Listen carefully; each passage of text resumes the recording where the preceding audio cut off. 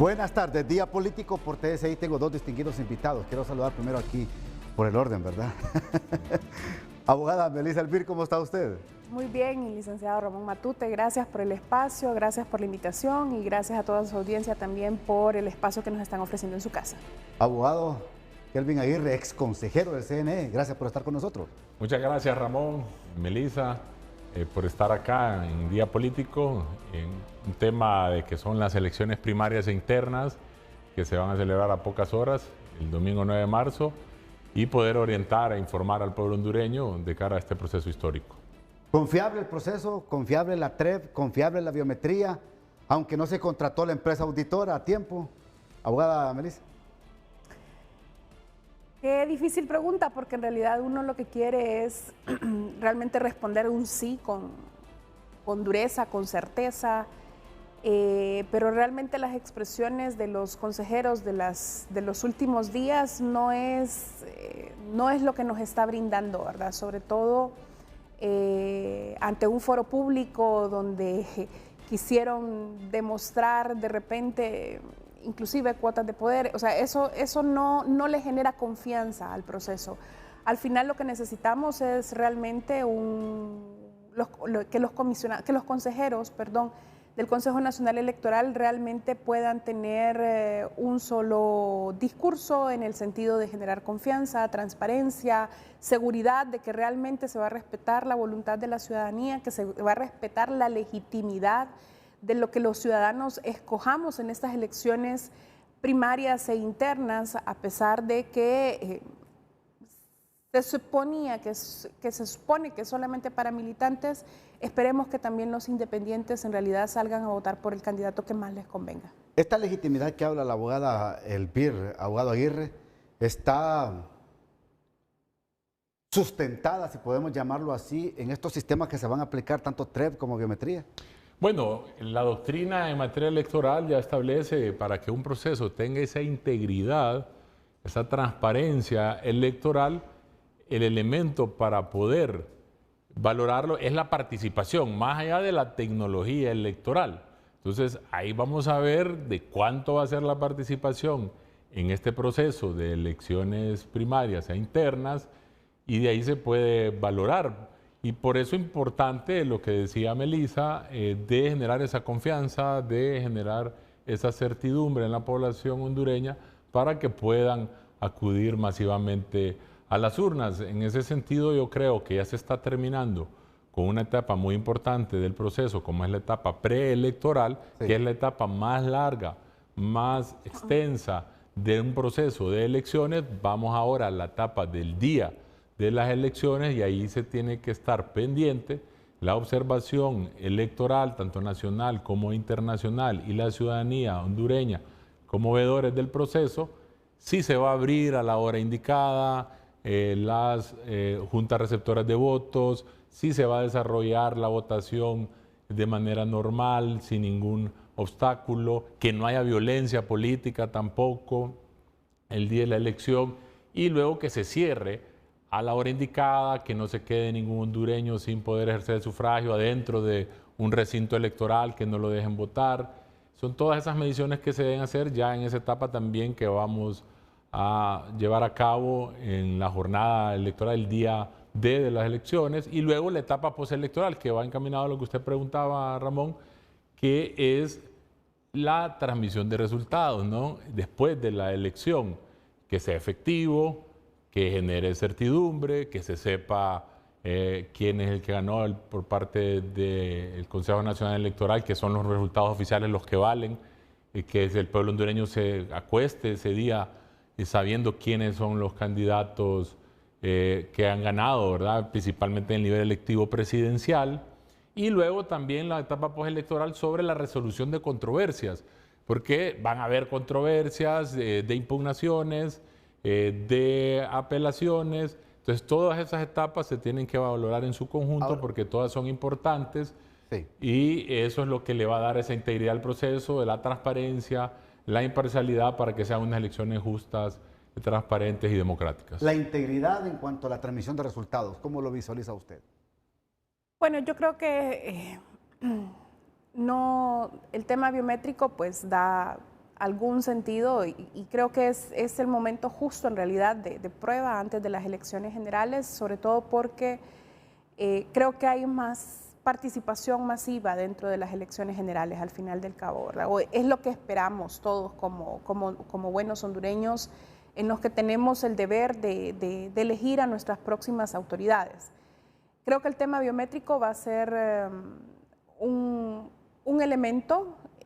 Sin embargo, el proceso de transmisión, el proceso de capacitación hacia los miembros de las juntas receptoras de votos es mucho más indispensable precisamente para tratar de eliminar aquellos discursos de los votos rurales, aquellos discursos de tachones y entonces que hay controversias, o que vayan a incorporarse aquellos elementos de votar voto por voto, por ejemplo, ¿verdad? Cuando hace un par de años había inclusive hasta marchas por esos procesos.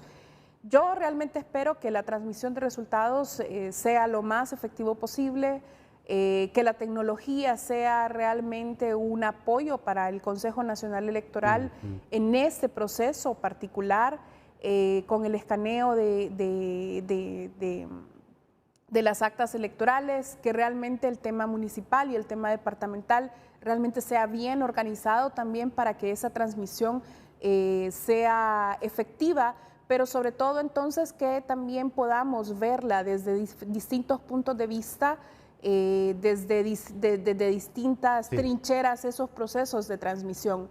No que vayan a existir las famosas caídas de las páginas web, ¿verdad? Y que de repente aparecieron entonces resultados distintos. Ahora, bueno, ve usted, amigo televidente, la opinión de los expertos, de los que saben y de los que interpretan estos procesos eleccionarios. El abogado Kelvin Aguirre fue consejero del CNE. Cuando usted estuvo en las elecciones generales se aplicó biometría y se aplicó también un sistema de TREV. Venimos a las primarias y aplicamos este sistema. ¿Sí? Así es. A pocos días vemos la controversia allá en el CNE, que lo que queremos los hondureños es que exista paz, pues, que los mensajes que den sean mensajes positivos, transparentes, honestos, democráticos, apegados a la ley. Le pregunto a usted, técnicamente, usted que conoce el sistema, técnicamente, ¿se puede vincular el acta con la biometría? Bueno, antes de contestar a la pregunta, importante mencionar que, bueno, en democracia es normal los consensos y los disensos. Siempre van a haber, y más en un órgano colegiado, ¿no? Es importante que en la estrategia de comunicación, principalmente cuando se va acercando la contienda electoral, se manden esos mensajes que usted bien indica, Ramón, positivos de generar confianza y generar certidumbre. Con respecto a la tecnología electoral, bueno, esa es una tendencia que se está dando en la región de América Latina, de que se implemente, ya que esto ayuda a la transparencia del proceso, ayuda también a generar certidumbre, y en ese sentido, pues en todos los países de la región que tienen democracias modernas, se implementa.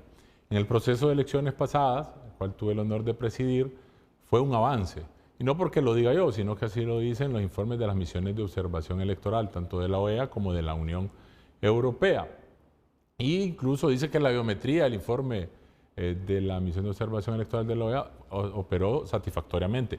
Hubo inconvenientes, como se dan en cualquier proceso, y de ahí importante mencionar que esta es una buena área de oportunidad porque el contexto de estas elecciones es muy diferente al que nos tocó a nosotros administrar. Porque mire, primero tiene un contexto más favorable porque no son elecciones en pandemia. Nosotros tuvimos que hacer una elección en pandemia que era un contexto adverso, complicado. En segundo lugar, hay esa experiencia previa. Yo creo que ahí los partidos políticos deberían de tener identificados quiénes son los miembros de junta receptora de votos que utilizaron la biometría con satisfacción, o sea, que deberían de volverlos a poner, más que este también es un ensayo para las generales, este proceso de elecciones primarias internas, para que funcione todavía con una mayor satisfacción, ¿no? Para el pueblo hondureño, para todos los actores del proceso, o sea, que funcione en un 100%. Y esa experiencia se debe aprovechar de las generales, donde miembros de junta receptora de votos que ya tienen la experiencia, que ya lo implementaron, puedan volverlo a implementar ahorita en las primarias y así también para las generales, para que pueda funcionar en un 100%. La biometría pues ayuda a evitar el doble voto, con una medida antifraude, ayuda también a evitar la usurpación de identidad de alguna otra persona, y eso obviamente genera transparencia en el proceso, es una innovación tecnológica, es un avance que se debe mantener, y por eso quedó en la ley como un mandato, como una obligación. Ahora, pregunto, ¿acta escrutada, acta publicada, abogada Melissa? Pues es la idea en realidad, ¿verdad? De que al contratar procesos tecnológicos realmente onerosos para la ciudadanía hondureña, realmente acta elaborada, acta firmada por los miembros de las juntas receptoras de votos. Yo tengo problemas porque todavía digo mesas electorales, ¿verdad? Cambió. Realmente es un acta que ya debería de estar publicada entonces y acta que todos deberíamos poder tener acceso para poder ver. Precisamente porque es parte de los estándares internacionales en materia de transparencia, es parte de los estándares internacionales en los que realmente en los procesos de observación electoral se ve que realmente existe no solamente el tema de transparencia, sino que legitimidad, sobre todo, de las personas que están siendo electas para los próximos cargos electorales. Le está dando legitimidad entonces en este momento a las personas que los partidos políticos escojan para que vayan a las elecciones generales. Perfecto. Me tengo que ir a la primera pausa, porque quiero seguir indagándole sobre este tema de la biometría y de la transmisión de resultados electorales preliminares, porque no sé si les ha pasado a ustedes, pero muchas veces nosotros cuando nos piden la huella dactilar en algún determinado procedimiento, a veces nos falla. Ahí, ¿qué pasa si en el momento de la elección le falla la huella a alguien? Porque está desgastada, no sé, cualquier otra cuestión física puede pasar. Una herida, o se echó alcohol de repente. Entonces, ¿qué va a pasar con esa acta si en una junta receptora de votos hay 250 habilitados? Pero de esos 250 habilitados votaron 150. Y en esos 150 no aparecen 2 porque tuvieron problemas en la biometría. Usted me va a explicar eso, por favor. Sí, claro. Después de la pausa. Bueno, continuamos aquí en Día Político por TSI. Si en una mesa receptora, una junta receptora de votos, hay habilitados 350 electores, ¿sí? Pero de esos 300 solo fueron a votar 200. Pero de los 200 aparecen 195 que participaron en el sistema de biometría con su huella dactilar, pero 5 no aparecieron porque no les captó la huella dactilar, el sistema biométrico. ¿Esa acta se debe o no se debe publicar? Mire, el sistema biométrico está diseñado para que eso no pase, o sea, que sea una excepción a la regla. En ese sentido, lo que es el captahuellas o el dispositivo biométrico ya va cargado con la lista de los electores de determinada junta receptora de votos. Es decir, por ejemplo, la de su junta receptora de votos ya va cargado con sus datos y va con sus huellas dactilares. Va con 10 huellas dactilares, es decadactilar. En ese sentido, si le fallara una huella, al querer hacer match, tiene que probar con las otras huellas. Entonces no debería de fallarle, ¿verdad? Aunque tenga gastada una, tiene que probar con las otras 9 restantes, ¿verdad? De las que le falla. Eso es lo que se llama técnicamente 1 a 1. Que usted lo va haciendo, va contrastando con las 10 huellas que tiene el dispositivo ya cargadas en la aplicación.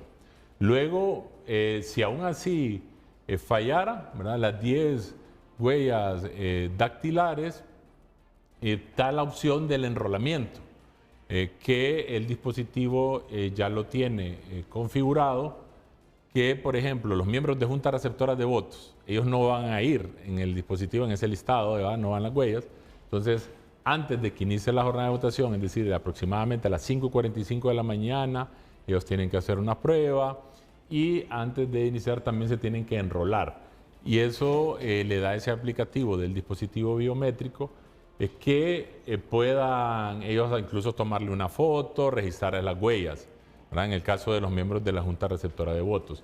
Y el otro mecanismo que está es el 1AN, que ese es dentro de todo el universo de, por ejemplo, los 250 electores que está ahí no le leyó las huellas y le da la opción de que usted le pueda ingresar su número de DNI.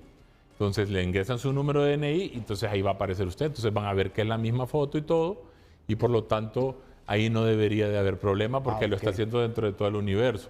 Además, yo siempre lo he dicho y lo dije en su programa la última vez que estuve, que lamentablemente acá en Honduras se administra desconfianza. Recordemos que también está el cuaderno de votación, que firma el elector, también está la tinta indeleble, que son mecanismos adicionales de transparencia que va a evitar que se pueda haber una adulteración o un doble voto. Abogada. Y si lo vemos desde la otra óptica, no es posible que por el hecho de un error de 5 personas, por ejemplo, se limite la voluntad de 145 personas en el ejemplo que usted, perdón, de 195 personas en el ejemplo que usted puso, por 5 personas que no se les leyeron el dato biométrico. Es decir, no es la primera vez que lo utilizan, no es posible entonces que ese tipo de errores sean una excusa para no encontrar las soluciones adecuadas para poder respetar la voluntad de la ciudadanía misma en el momento que fue a votar. Sobre todo porque el enrolamiento del Registro Nacional de las Personas, donde se levantó la base de datos de todos estos procesos, no fue hace 1 o 2 años como el proceso anterior, ¿verdad? O sea, creo que fue 2 años antes o 1 año antes del proceso de elecciones primarias, sino que ya pasaron 5 o 6 años y que entonces tendrían que estar superados estos errores y tendrían que tener las lecciones aprendidas y las buenas prácticas en la mira y en la mano para no cometer los mismos errores en este proceso de elecciones. Tal vez este proceso de elecciones se les podría perdonar este tipo de errores, pero en las próximas elecciones generales esto no va a ser posible mantener ese tipo de excusas. Le repregunto a usted. Esta acta, con estamos hablando, amigos televidentes, hipotéticamente, porque es bueno aclarar estos puntos. Así es. Pero si estos 5 no se les leyó bien la huella dactilar, ¿sí? Porque votaron 200, el ejemplo que ponemos, pero 95 sí se les leyó, ¿esta acta debe de publicarse aún así? ¿Debe de ser publicada? Por supuesto, porque tienen medidas para poder validar de que realmente la persona estaba en el cuadernillo, o sea, tienen las medidas suficientes para poder contrarrestar de que esas personas están en ese proceso. Además, no es solamente el acta de la transmisión de resultados, debería de haber un espacio también donde se levantan las actas de entrada, las actas de cierre, las actas de incidencia, por ejemplo, precisamente para poder cotejar todos esos procesos. Y en el acta de incidentes, por ejemplo, podría estar ese tema de los datos biométricos. ¿Por qué? Porque entonces se entiende del por qué esos temas se justifican para poder transmitir el acta final. Precisamente porque no puede estar por encima de lo que ya está establecido en ley. Bueno, y el acta al final es un documento casi como los documentos indubitados cuando nos cobran, ¿verdad? Es decir, son documentos que deben de respaldar la voluntad de la ciudadanía hondureña. Perfecto, mire, qué bueno aclarar estas cosas. ¿Cuándo va una acta a un escrutinio especial?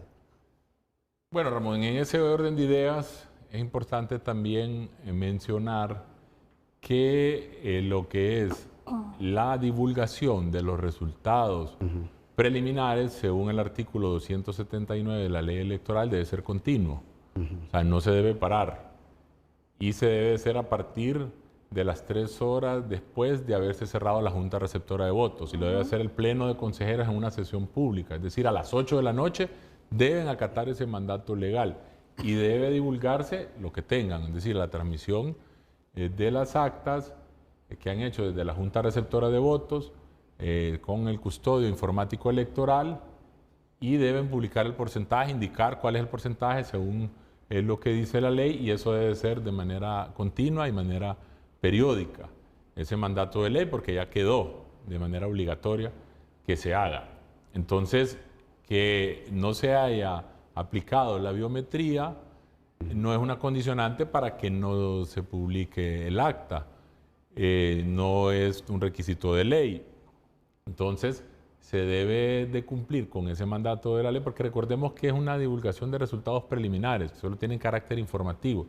Después viene lo que es el escrutinio general, que es el análisis, la verificación y la suma de todas las actas que se han transmitido y todas las que han elaborado de los 3 niveles electivos.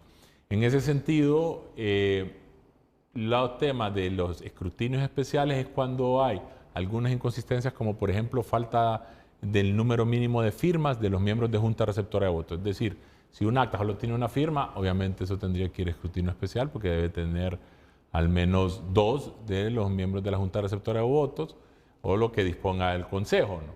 El otro es si hay más votos que votantes, ¿verdad?, registrados, tanto en la biometría como en el cuaderno de votación. Eso se puede ir también a un escrutinio. O más votos nulos también que votos válidos.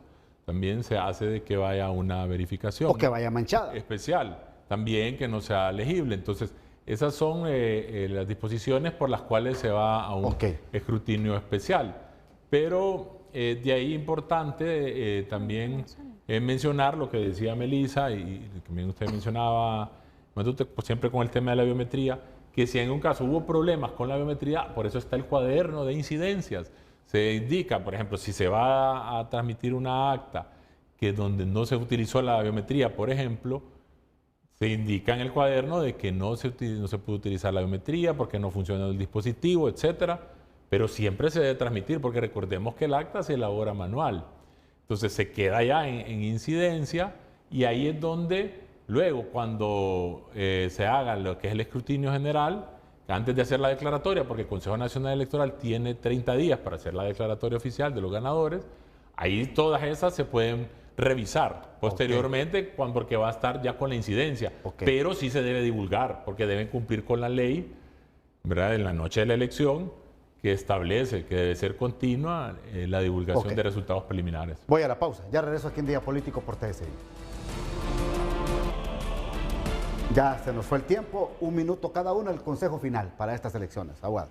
Bueno, yo creo que, y sobre todo desde la perspectiva de la Red por la Defensa de la Democracia, que es una red integrada por más de 17 organizaciones de sociedad civil, entre ellas FOPRIDE, el llamado más importante es salir a votar, escoger entonces a las próximas autoridades que más les convengan de los distintos partidos políticos si no pertenece a uno de ellos, y si pertenece a uno de ellos, pues igual que puede escoger entonces a las mejores autoridades con un voto consciente, por supuesto, ¿verdad? Esperemos que por parte de los consejeros también podamos tener los mejores resultados de este proceso electoral. Aguado Aguirre. Pueblo hondureño, acudan a las urnas el 9 de marzo. El voto es una herramienta fundamental para decidir el futuro. No dejen que otros elijan por ustedes. Como dicen acá, en Día Político y Televicentro, tu voto cuenta. Acudan a las urnas el próximo 9 de marzo. Gracias, muy amables por estar con nosotros acá en el programa. Gracias a usted, amigo televidente, que pase una feliz y bendecida noche.